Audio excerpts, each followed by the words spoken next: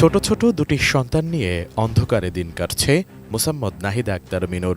বিদ্যুৎ বিচ্ছিন্নের পাশাপাশি বাসায় নেই পানি ও গ্যাসের লাইনও। শাশুড়িকে সঙ্গে নিয়ে গত ৩ মাস যাবৎ এভাবেই মানবেতর জীবন পার করছেন পরিবারটি। তাদের অভিযোগ, পাশের বাসার মোহাম্মদ রাব্বি মিয়া গায়ের জোরে বিদ্যুৎ, পানি ও গ্যাসের লাইন বিচ্ছিন্ন করে দিয়েছেন।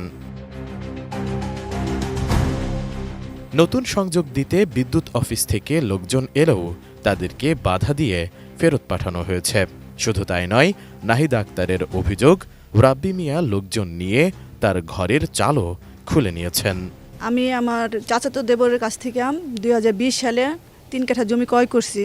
তো আমার খাজনা খারিজ 2025 সাল পর্যন্ত সব ঠিক আছে, কিন্তু সে আওয়ামী লীগ ক্ষমতা থাকার কারণে ক্ষমতা দেখায় সে আমাকে দখল দেয়নি। তো 2024 সালে আমি এলাকার লোকজন নিয়ে আমি 3 কাঠা জমি কেনার পরে এখানে দখলে আসছি, কিন্তু সে আসার পর আমার 2টা রুম শুধু সে দখলে দিছে। দেওয়ার পরে সে আমার কারেন্ট পানি সব তার নামে ছিল, সে কাটে দিছে। তো নতুন করে আমি আনতে গেছি, সে কারেন্ট পানি গ্যাস কিছুই সে আনতে দিবে না। আর উল্টা পাল্টা করে বিদ্যুৎ অফিসে লোক আসছিল, তারে ধমকাইয়া তারে লোকজন নিয়ে এসে তারাই চলে গেছে সে। তারপর আমার হাজব্যান্ড কোনোদিন সে আওয়ামী লীগ করে নাই, কোনো রাজনীতির সাথে সে আওয়ামী লীগও না, বিএনপি না, কোনো দলের সাথে সে জড়িত না। তারপর আমি থানায় 3বার অভিযোগ করছি যে থানার ওসি আমাদের ডাকছে দুজনের বসায়া একটা সুষ্ঠু একটা সমাধান দিবে, কিন্তু সে সেটা না কইরা ওনার ভগ্নিপতি আসছে মনে হয় বিএনপির ভালো নেতা, ও নেতা দেখা নেতা মনে করেন ক্ষমতা দেখায়, নেতার ক্ষমতা দেখায় সে আমার হাজব্যান্ডে মিথ্যা আওয়ামী লীগের মামলা দিয়া জেলে পাঠায়। সে এখন বর্তমানে জেলে আছে। সেই সুযোগ নিয়ে সে, আমি মহিলা মানুষে একা অত্যাচার করে আমার ঘরের চাল টাল সব খুলে নিয়ে সে কালকে রাত্রেও আমার ঘরে 4 জন লোক পাঠাইছে রাত 12টার সময়। হয়তো আমার উপরে কোনো একটা খারাপ কিছু করবে এই উদ্দেশ্যে ছাড়া তো সে এখানে আসবে না। জানা যায় 2020 সালে মোহাম্মদ রাব্বি মিয়ার কাছ থেকে উত্তরখান মৌজায় 3 কাঠা জমি ক্রয় করেন তারই আপন চাচাতো ভাই মোহাম্মদ মামুন মিয়া, যিনি বর্তমানে কারাগারে রয়েছেন।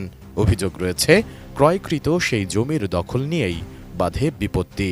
পরে স্থানীয়দের সহযোগিতায় সেখান থেকে 2 কাঠা জায়গার দখল বুঝে পেলেও বাকি 1 কাঠা জায়গার দখল নিয়ে দীর্ঘদিন ধরে বিরোধ চলছে দুই পরিবারের মাঝে। এখানে চাল নাই, আমি টাম্বু দিয়ে আছি, আমার মাথার উপরেও চাল নাই।